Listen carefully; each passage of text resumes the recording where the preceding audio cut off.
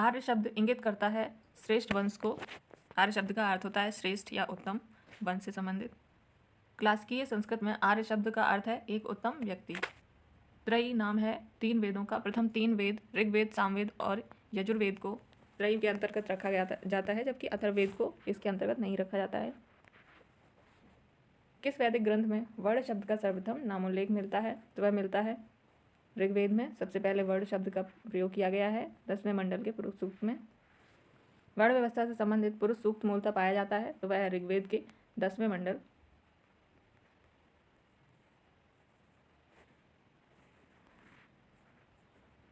यहाँ पर सूचियों को सुमेलित करना है। अथर्ववेद का संबंध है औषधियों से। ऋग्वेद का संबंध है ईश्वर की महिमा से। यजुर्वेद का बलिदान विधि और यज्ञ से। सामवेद का संबंध है संगीत से। सूची सुमेलित करनी है। ऋग्वेद के अंतर्गत आते हैं स्तोत्र एवं प्रार्थनाएं। यजुर्वेद के अंतर्गत आते हैं ऋग्वेद के अंतर्गत आते हैं स्तोत्र एवं प्रार्थनाएं। यजुर्वेद के अंतर्गत स्तोत्र एवं कर्मकांड। सामवेद के अंतर्गत संगीत में स्तोत्र। अथर्ववेद के अंतर्गत तंत्र मंत्र एवं वशीकरण। निम्नलिखित 4 वेदों में किस एक में जादुई माया और वशीकरण का वर्णन है? तो वह है अथर्ववेद में। ऋग्वेद में ऋचाएं हैं, तो यह सूक्तों की संख्या दी हुई है 1028 सूक्त होंगे, जबकि 10,552 ऋचाएं हैं। ऋग्वेद का संकलन है। ऋग्वेद है श्रोतों का संकलन। सूची सुमेलित करनी है। ऋग्वेद का संबंध है ऐतरेय ब्राह्मण से। ऋग्वेद ऐतरेय ब्राह्मण। सामवेद पंचविश ब्राह्मण। अथर्ववेद गोपद ब्राह्मण और यजुर्वेद शतपथ ब्राह्मण से संबंधित। निम्नलिखित में से कौन सा ब्राह्मण ग्रंथ ऋग्वेद से संबंधित है? ऋग्वेद से संबंधित है ऐतरेय ब्राह्मण और इसके अलावा है कौशिकी ब्राह्मण। कौशिकी ब्राह्मण। गोपद ब्राह्मण संबंधित है, तो वह है अथर्ववेद से। निम्नलिखित में से कौन शुक्ल यजुर्वेद की संहिता है? तो वह है वाजसनेयी संहिता। बाकी अन्य तीनों का संबंध कृष्ण यजुर्वेद से है। ऋग्वेद का कौन सा मंडल पूर्णतः सोम को समर्पित है? तो वह है 9वां मंडल। ऋग्वेद का 9वां मंडल पूर्णतः किसको समर्पित है? तो वह है सोम और इस पेय पर नामकृत देवता को समर्पित। यज्ञ संबंधी विधि विधानों का पता चलता है, तो वह पता चलता है यजुर्वेद से। यजुर्वेद में यज्ञ के विधि विधान और प्रक्रियाओं का वर्णन है। निम्नलिखित में किसका संकलन ऋग्वेद पर आधारित है? तो वह है सामवेद। इसमें केवल 70 से 100 के बीच ऋचाएं मौलिक हैं, जबकि अन्य सभी ऋग्वेद पर आधारित हैं। भारत के किस स्थल से की खुदाई से लौह धातु के प्रचलन के प्राचीनतम प्रमाण मिले हैं? तो वह मिले हैं अतरंजी खेड़ा से। उपनिषद पुस्तकें हैं। उपनिषद हैं दर्शन पर आधारित। उपनिषदों का विषय है दर्शन। उपनिषदों का मुख्य विषय है दर्शन। निम्नलिखित में से किस एक वैदिक साहित्य में मोक्ष की चर्चा की गई है? तो वह की गई है उपनिषदों में। पहली बार श्वेताश्वर उपनिषद में मोक्ष की चर्चा की गई है। आध्यात्म ज्ञान के विषय में नचिकेता और यम का संवाद, ये बहुत ही फेमस संवाद है। नचिकेता और यम का संवाद, जिसमें यम ने उनको आत्मा विषयक ज्ञान कराया है, तो इसका विवरण मिलता है कठोपनिषद में। नचिकेता आख्यान का उल्लेख मिलता है कठोपनिषद में। उपनिषद काल के राजा अश्वपति शासक थे, तो वह थे केकय। इसके अलावा 3 अन्य शासक जो उपनिषद काल के दार्शनिक राजा कहे जाते हैं, दार्शनिक राजा, वे हैं विदेह के जनक, केकय के अश्वपति, काशी के अजातशत्रु और पांचाल के प्रवाहरण जावाली।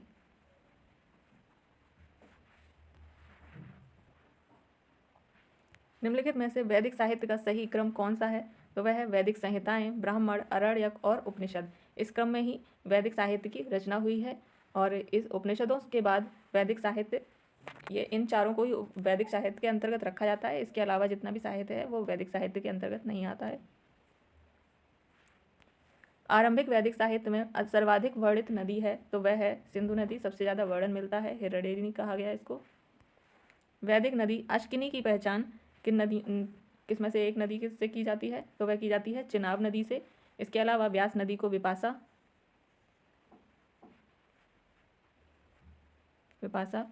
रावी को परुश्री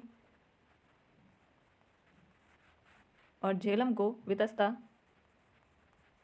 या हाइडेस्पीच भी कहा जाता है। ऋग्वेद में निम्नलिखित किन नदियों का उल्लेख अफगानिस्तान के साथ आर्यों के संबंध का सूचक है? तो वह है कुभा और क्रुमु। कुभा का अर्थ है काबुल और क्रुमु का अर्थ है कुर्रम नदी।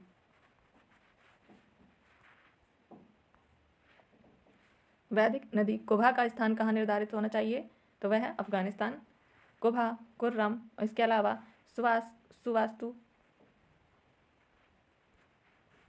स्वात नदी और गोमल, गोमती नदी, इन चारों नदियों का संबंध अफगानिस्तान से रहा। कुभा नदी का स्थान है अफगानिस्तान। नदियों के वैदिक नाम और आधुनिक नाम का मिलान करना है। कुभा, काबुल, परुश्री, रावी, सदानीरा, गंडक और शतुद्री सतलज नदी। महाभारत काल में महानदी का नाम था, तो इनमें से कोई नहीं होगा। महानदी का नाम था चित्रोत्पला। इसका वर्णन गीता में मिलता है, महाभारत में मिलता है। निम्नलिखित में से कौन सी प्रथा उत्तर वैदिक काल में प्रचलित हुई? तो यह प्रथा धर्म, अर्थ, काम, मोक्ष, जिसको चार पुरुषार्थ कहा जाता है, यह भी उत्तर वैदिक काल में प्रचलित हुई। और इसके अलावा 4 आश्रम व्यवस्था भी उत्तर वैदिक काल से प्रचलन में आए हैं।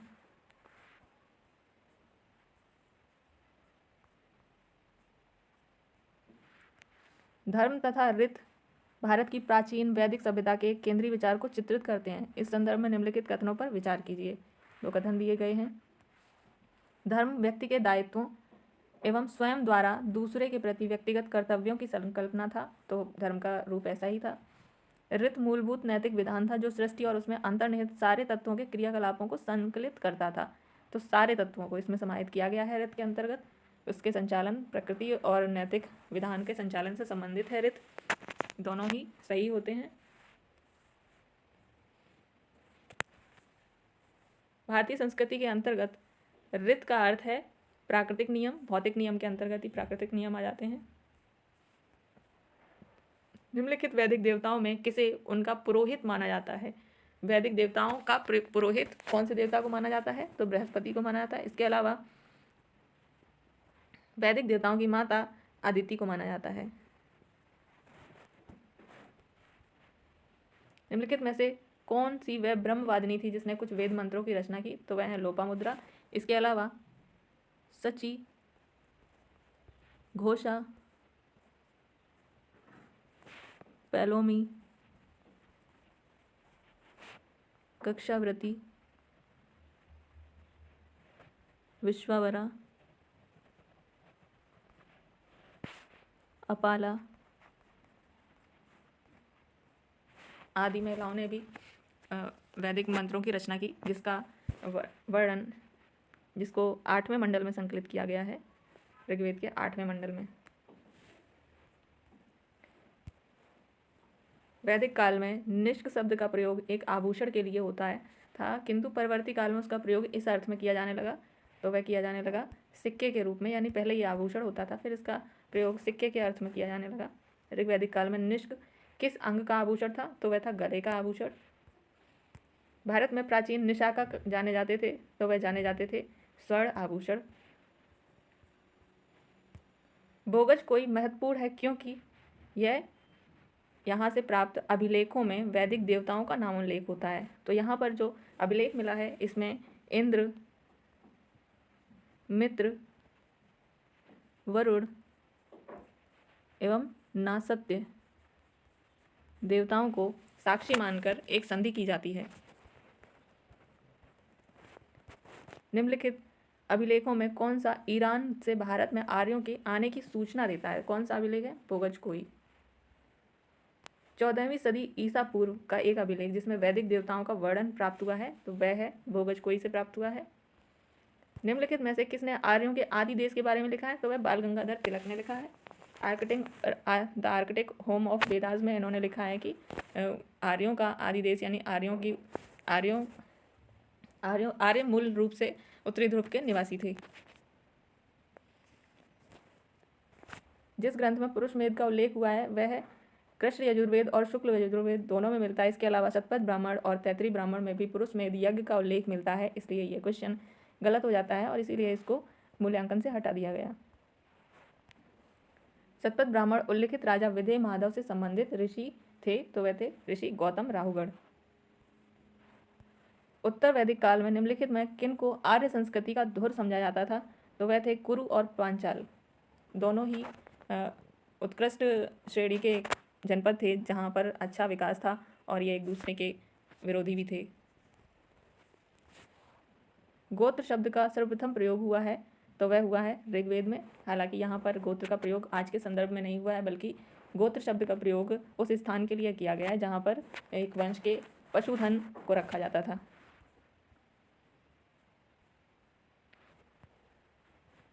पूर्व वैदिक आर्यों का धर्म मुख्यतः था, तो वह था प्रकृति पूजा और यज्ञ पर आधारित। ऋग्वेद काल में जनता निम्न में से मुख्यतः किन में विश्वास करती थी, तो वह करती थी बलि एवं कर्मकांड में। प्रसिद्ध 10 राजाओं का युद्ध किस नदी के तट पर लड़ा गया, तो वह लड़ा गया था परुष्टी यानी रावी नदी के तट पर। ऋग्वेद में उल्लिखित प्रसिद्ध 10 राजाओं का युद्ध लड़ा गया था परुष्टी यानी रावी नदी के तट पर। निम्न में से किस नदी को ऋग्वेद में माते तमा या देवी तमा कहा गया है, तो वह कहा गया है सरस्वती नदी को।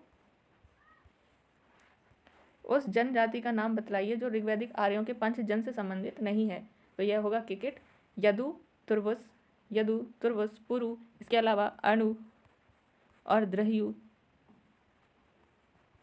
ये पंचजन में शामिल थे। प्राचीन काल में आर्यों की जीविकोपार्जन का मुख्य साधन था, तो वह था कृषि। निम्नलिखित में से उल्लिखित यव शब्द किस कृषि उत्पाद हेतु प्रयोग किया गया है, तो वह है जौ। सूची 1 एवं सूची 2 को सम्मिलित कीजिए, इसमें दिया हुआ है। व्रीहि शब्द चावल से संबंधित है, मुद्ग मूंग, जौ, यव को जौ और इक्षु गन्ना। ऋग्वैदिक पढ़ी किस वर्ग के नागरिक थे, तो वह थे व्यापारी वर्ग के नागरिक। वैदिक युग में प्रचलित लोकप्रिय शासन प्रणाली थी, तो वह थी वंश परंपरागत राजतंत्र। वैदिक युगीन सभा थी एक मंत्री परिषद जो राजा की सहायता के लिए थी, इसके अलावा यह न्याय प्रदान करने का काम भी करती थी। किस वेद में सभा और समिति को प्रजापति की 2 पुत्रियां कहा गया है, तो वह कहा गया है अथर्ववेद में। ऋग्वैदिक जनसभा जो न्यायिक कार्यों से संबंधित थी वह थी सभा। आयुर्वेद अर्थात जीवन का विज्ञान उल्लेख सर्वप्रथम मिलता है, तो वह मिलता है अथर्ववेद में। सर्वाधिक ऋग्वैदिक सूक्त समर्पित हैं, तो वह हैं इंद्र को। सबसे ज़्यादा सूक्त इंद्र को, उसके बाद अग्नि को और उसके बाद वरुण को, इस प्रकार क्रम है। निम्नलिखित में से किसे ऋग्वेद में युद्ध का देवता समझा जाता था, तो वह था इंद्र। इंद्र को युद्ध का देवता कहा गया। ऋग्वेद में सर्वाधिक संख्या में मंत्र संबंधित हैं, तो अगर ऑप्शन में इंद्र नहीं है तो दूसरा प्रायोरिटी अग्नि को मिलेगी। ऋग्वेद के सर्वाधिक मंत्र किस वैदिक देवता को समर्पित हैं, इंद्र को। वैदिक देवता इंद्र के विषय में निम्नलिखित कथनों पर विचार कीजिए। उसके बाद कूट का चयन करना है। झंझावत के देवता थे इंद्र, सही है। पापियों को दंड देते थे, नहीं, ये काम था वरुण देव का। नैतिक व्यवस्था के संरक्षक थे, ये भी वरुण देव थे। और वर्षा के देवता थे इंद्र। हाँ, तो 1 और 4 सही होगा। निम्नलिखित में से पूर्व वैदिक आर्यों का सर्वाधिक लोकप्रिय देवता कौन था, तो वह था इंद्र। वैदिक देव मंडल में निम्नलिखित में से कौन सा देवता युद्ध का देवता माना गया है, इंद्र। 800 से 600 ईसा पूर्व का काल किस युग से जुड़ा है, तो वह जुड़ा है ब्राह्मण युग से। इस समय ब्राह्मण ग्रंथों की रचना हुई। गायत्री मंत्र किस पुस्तक में मिलता है? तो वह मिलता है ऋग्वेद के तीसरे मंडल जिसकी रचना ऋषि विश्वामित्र के द्वारा की गई है।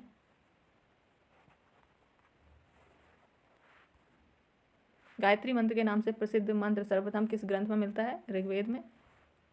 गायत्री मंत्र की रचना किसने की? विश्वामित्र ने। सर्ग, प्रतिसर्ग, वंश, मनवंतर और वंशानुचरित संकेतक हैं पुराणों के। इसमें नंद वंश तक का इतिहास मिलता है पुराणों में। पुराणों की संख्या 18 है।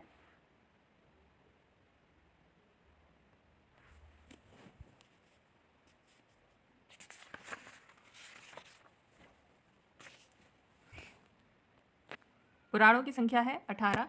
इसकी रचना ऋषि लोमहर्ष के द्वारा की गई है। लोमहर्ष और उनके पुत्र उग्रश्रवा के द्वारा।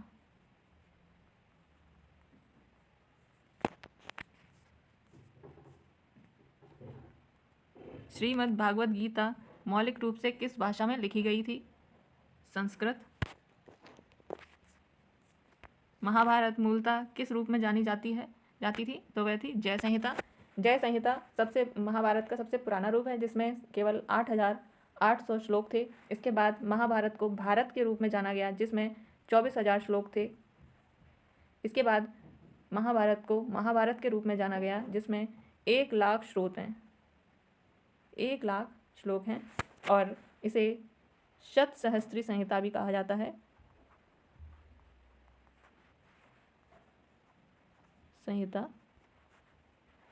शतसहस्त्री संहिता भी कहा जाता है।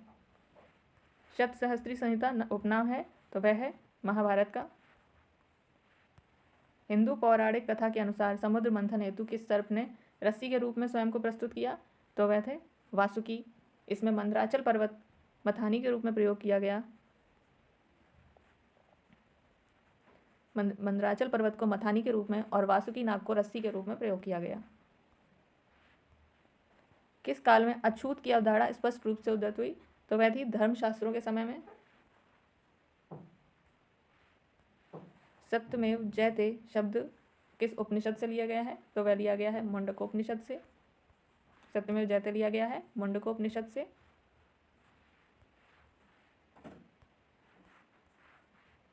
फिर से सेम क्वेश्चन, सत्यमेव जयते मुंडकोपनिषद से संबंधित। तमसो मा ज्योतिर्गमय कथन मूलता है कहाँ से? उपनिषदों का है। किस उपनिषद का शाब्दिक अर्थ सफेद घोड़ा है? यह क्वेश्चन इनमें से कोई नहीं। और श्वेताश्वर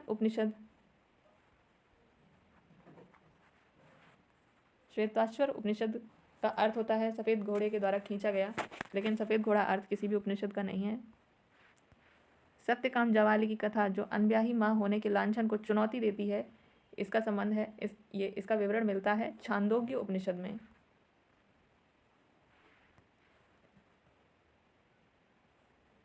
ऋग्वेद की मूल लिपि थी, तो वह थी ब्राह्मी लिपि। प्राचीन संस्कृत ब्राह्मी लिपि में लिखी गई है। वैदिक कर्मकांड में होता का संबंध है ऋग्वेद से।